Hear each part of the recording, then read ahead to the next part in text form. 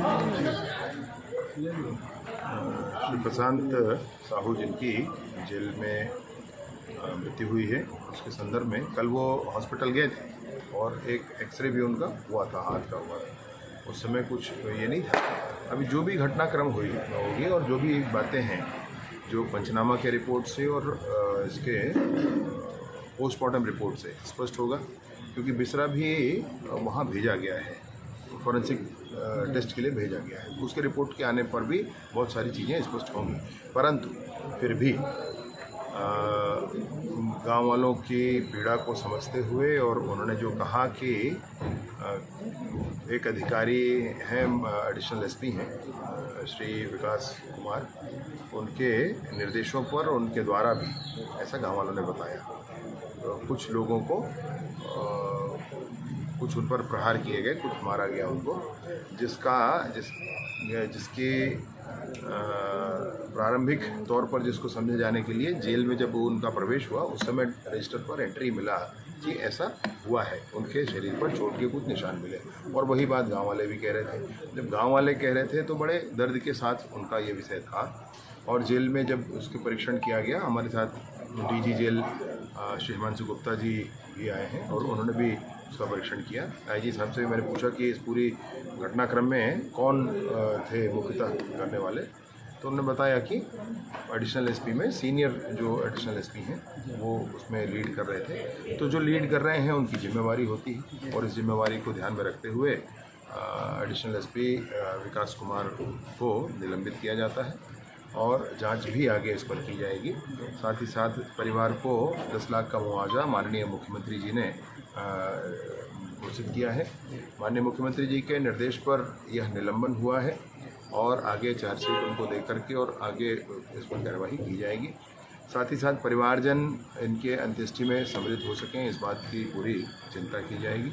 उस परिवारजन इसमें सम्मिलित होंगे और आने वाले समय में भी परिवार जब तक आगे परिस्थितियाँ उचित नहीं हो पाती हैं तब तक शासन प्रशासन परिवार की चिंता भी करेगा, उसमें कोई बात नहीं। एक चीज़ खुलकर सामने आ रही है कि कुछ निर्दोष लोगों को भी पकड़ा गया है, ये बातें सामने आई। ये तो जांच का विषय है। देखिए, प्रारंभिक जो हुआ है उसको आप देख रहे हैं, समझ रहे हैं, और जो घटना हुई है उसके हिसाब से जो प्रारंभिक तौर पर लिस्टिंग हुई है, परंतु वो जांच में चीज़ें स्पष्ट हो जाती हैं, उसमें बात नहीं है। अगर कोई भी निर्दोष है तो वो बिल्कुल छोड़ा जाएगा, उसमें कोई बात नहीं।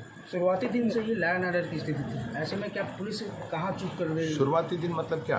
रविवार के दिन से ही लॉ एंड ऑर्डर की स्थिति। एक ही दिन का तो घटना है भाई, एक ही दिन की तो घटना है। जिस दिन घटना हुई उसी दिन रात तक सब कुछ हुआ है, अरेस्टिंग हुई है, सब कुछ हुआ है। तो जिस दिन घटना हुई है उस दिन अब एक लाश मिलती है मध्य प्रदेश की सीमा में। अब उसमें क्या स्थिति परिस्थिति है वो समझने का विषय है, वो और बात बाद में स्पष्ट होगी। पोस्टमार्टम रिपोर्ट तो आ गया है, परंतु फिर भी अन्य चीज़ें और स्पष्ट होना उसमें शेष है। और उसमें लोगों को आक्रोश हो गया, आक्रोश होने के बाद एक आगजनी की घटना हो गई जिसमें एक व्यक्ति की मृत्यु हो गई और उसके बाद कुछ गिरफ्तारियाँ। जब आगजनी की घटना हुई तो उसमें काफ़ी लोग थे ये समझकर, और फिर गिरफ्तारियाँ हुई है।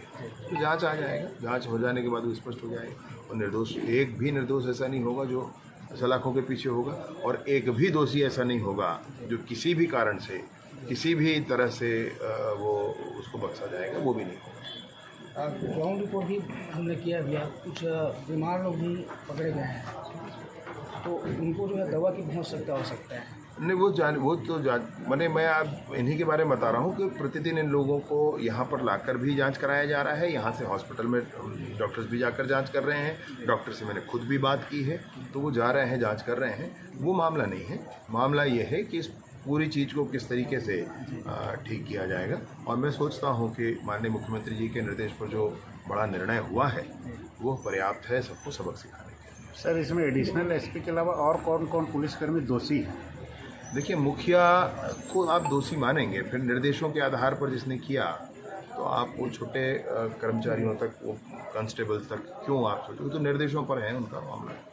तो निर्देश जिसने किए हैं उन पर कार्रवाई के लिए माननीय मुख्यमंत्री जी ने निर्देश दिया है। जेल में जांच हुई तो क्या इसी के साथ बस मारपीट हुआ, फिर अन्य लोगों के साथ कुछ जांच में सामने है क्या? 3-4 लोगों के साथ के शरीर पर चोट के निशान दिखे। और जब 3-4 लोगों के शरीर पर चोट के निशान देखे और गांव वालों ने भी वही कहा, तो प्रथम दृष्टया जो पाया गया उसके आधार पर निर्णय किया। उनके परिजनों से भी बात हुई है आप? हाँ, मेरे परिजनों से क्या बात हुई चाह है। रहे हैं? और परिजन तो मेरे अपने हैं भाई, वो उस बाहरी कोई अलग थोड़े हैं। उनसे मैं सालों का नाता रिश्ता है, सब कुछ है।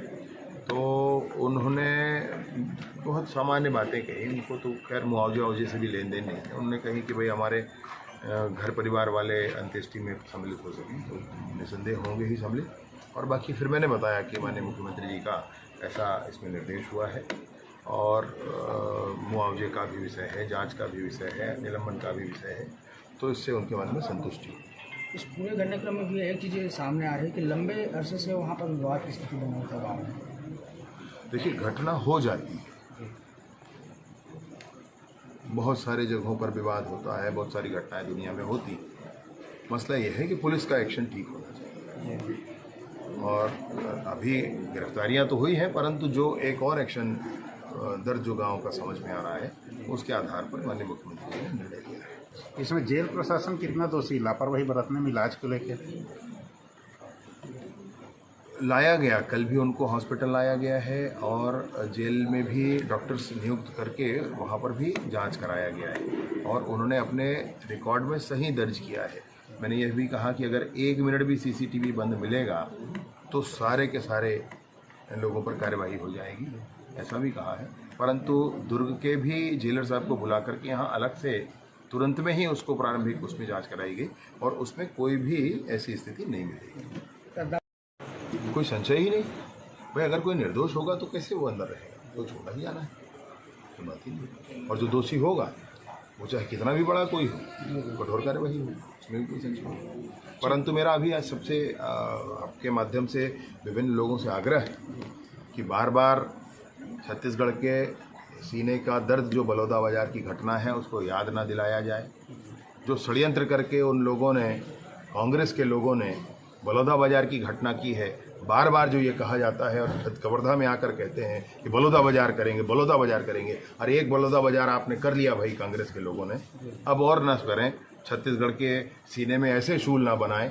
ये मेरा उनसे भी आग्रह है, सबसे आग्रह है। और इस तरीके से भी है अगर, तो जिससे कठोरता से कानून कार्यवाही कर रही है, आगे भी करेगी, उन सबको समझना पड़ेगा इसमें। तो इसमें कोई राजनीतिक षड्यंत्र नजर आ रही है? नहीं, राजनीतिक षड्यंत्र से ये हुआ मैं बिल्कुल नहीं कह रहा हूँ मैं, क्योंकि वो पूरा गांव तो हमारा है, कोई मसला ही नहीं है उसमें। राजनीतिक तौर पर हुआ मैं नहीं कह रहा हूँ, होने के बाद जो राजनीति की जा रही है मैं उस पर आपत्ति कर रहा हूँ। जिसको कौड़ी मतलब नहीं है, जिसको कोई लेन देन नहीं है, वह भी यहाँ नेतागिरी करने आ रहे हैं। तो ऐसे लोगों को समझना पड़ेगा भाई, दुख पर राजनीति, लाशों पर राजनीति, कांग्रेस के नेताओं को इससे गुरेज करना चाहिए, समझना पड़ेगा उनको इस बात को। और नहीं तो जनता ने एक बार तो समझाया है, 15-20 सालों के लिए और समझाएगी जनता, ये अभी समझ लें।